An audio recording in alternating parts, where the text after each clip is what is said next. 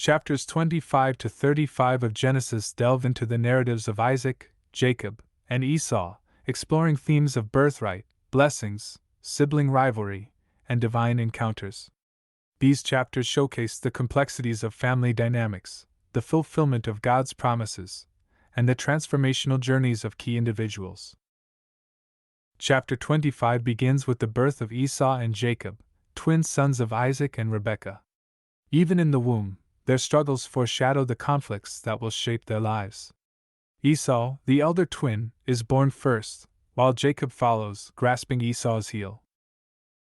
The narrative shifts to a significant event, the sale of Esau's birthright to Jacob. Esau, driven by immediate hunger, sells his birthright for a bowl of stew to Jacob. This exchange illustrates Esau's disregard for his birthright and Jacob's shrewdness. Chapter 27 features the deception orchestrated by Rebekah and Jacob to secure Isaac's blessing for Jacob. Rebekah, aware of God's promise that Jacob would rule over Esau, devises a plan for Jacob to impersonate Esau. Isaac, blind and old, grants the blessing, unaware of the ruse. This event deepens the animosity between Jacob and Esau. Esau's anger over Jacob's deception prompts Jacob's flight to Paddan Aram, Rebekah's homeland, to seek refuge with her family. On his journey, Jacob rests at Bethel and has a vision of a ladder connecting heaven and earth. God reaffirms the covenant with Jacob and promises him the land and numerous descendants. In Paddan Aram, Jacob meets Laban, Rebekah's brother, and agrees to work for him in exchange for the hand of his daughter Rachel. However, Laban deceives Jacob by giving him Leah, his older daughter, in marriage instead. Jacob eventually marries Rachel as well. The rivalry between Leah and Rachel mirrors the tensions seen earlier in the story. Leah and Rachel's competition extends to the bearing of children. Leah bears Reuben, Simeon, Levi, and Judah, while Rachel remains barren. In response, Rachel gives her maidservant, Bilhah, to Jacob as a concubine, and Bilhah bears Dan and Naphtali. Leah also gives her maidservant, Zilpah, to Jacob, resulting in the births of Gad and Asher. Jacob's flocks and herds increase, leading to tensions with Laban. God directs Jacob to return to Canaan, and Jacob departs in secret. Rachel steals her father's household gods, and Laban pursues Jacob. God intervenes, warning Laban not to harm Jacob. Jacob's journey takes him near his homeland, and he prepares to meet Esau. Fearing Esau's vengeance, Jacob sends gifts ahead as a peace offering. While alone by the Jabbok River, Jacob wrestles with a mysterious figure until daybreak. Jacob demands a blessing, and the figure blesses him, renaming him Israel, meaning, he struggles with God. Jacob's encounter with Esau is marked by surprise and reconciliation. Esau, no longer harboring bitterness, welcomes Jacob warmly. Jacob offers gifts, but Esau declines, indicating a restoration of their relationship. The narrative takes a tragic turn when Dinah, Jacob's daughter, is violated by Shechem, a prince of the city. Her brothers, led by Simeon and Levi, deceive Shechem and his people, resulting in their violent destruction of the city. Jacob rebukes his sons for their actions. God reaffirms his covenant with Jacob, and Jacob journeys to Bethel to build an altar. Rachel dies while giving birth to Benjamin, Jacob's youngest son.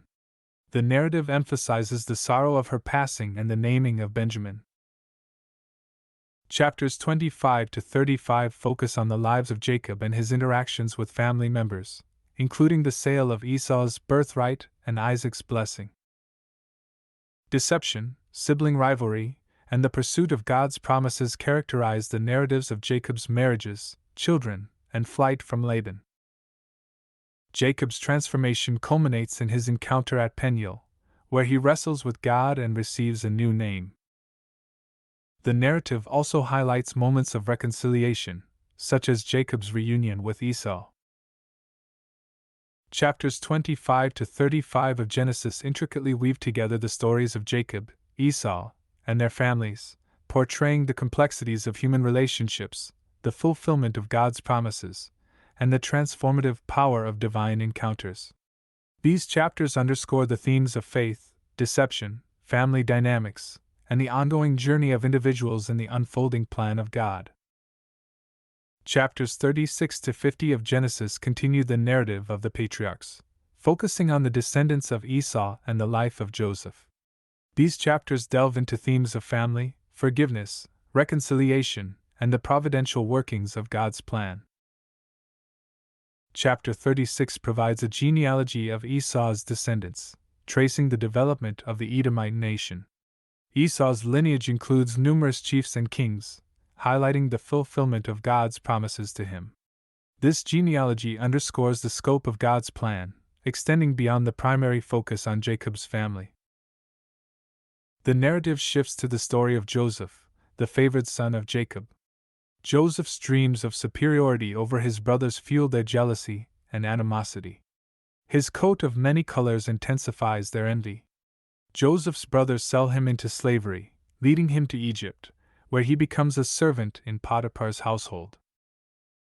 Joseph's faithfulness and integrity lead to his promotion in Potiphar's household. However, he faces temptation when Potiphar's wife makes advances toward him. Joseph resists her advances, but false accusations lead to his imprisonment. In prison, Joseph interprets the dreams of fellow prisoners, a cupbearer and a baker, who serve Pharaoh. His interpretations come to pass, but the cupbearer forgets Joseph's request for assistance. 2 years later, Pharaoh has a dream that none can interpret. The cupbearer remembers Joseph's gift and introduces him to Pharaoh, who recounts his dream. Joseph's God-given ability to interpret dreams becomes evident when he interprets Pharaoh's dream as predicting 7 years of abundance followed by 7 years of famine. Impressed, Pharaoh appoints Joseph as second in command, overseeing preparations for the impending famine. During the famine, Joseph's brothers travel to Egypt to buy grain. Unaware of Joseph's position, they bow before him, fulfilling his childhood dream. Joseph tests his brothers' character before revealing his identity and embracing them. He assures them that God used their actions for a greater purpose. Joseph arranges for his father, Jacob, and his family to relocate to Egypt. Their emotional reunion marks a turning point in their relationship. Jacob is overjoyed by the news of Joseph's survival and prominence. Jacob blesses Pharaoh and later blesses Joseph's sons, Ephraim and Manasseh, adopting them as his own. Jacob's blessings underscore God's faithfulness and promise to bless all nations through his descendants. As Jacob's life draws to a close, he gathers his sons to pronounce blessings and prophecies on each of them. After Jacob's death, Joseph's brothers fear his retaliation for their past betrayal. However, Joseph forgives them, emphasizing God's sovereignty in orchestrating their circumstances for a larger purpose. The brothers' reconciliation and Joseph's continued provision highlight the themes of forgiveness and redemption. Joseph's life concludes with his passing at a ripe old age. Before his death, he reaffirms God's promise to his descendants, instructing them to carry his bones back to the land promised to Abraham. This symbolic act underscores the continuation of God's plan beyond Joseph's lifetime. Chapters 36 to 50 of Genesis shift the focus to the story of Joseph, exploring themes of family, forgiveness, reconciliation, and God's providence. Joseph's journey from slavery to prominence exemplifies God's ability to use adversity for greater purposes. The reconciliation between Joseph and his brothers highlights the transformative power of forgiveness and God's sovereignty in human affairs. The narrative underscores the fulfillment of God's covenant promises, extending through the generations. Chapters 36 to 50 of Genesis bring the narrative of the patriarchs to its conclusion, centering on the life of Joseph. These chapters delve into the complexities of family relationships, the providential workings of God's plan, and the transformative power of forgiveness and reconciliation.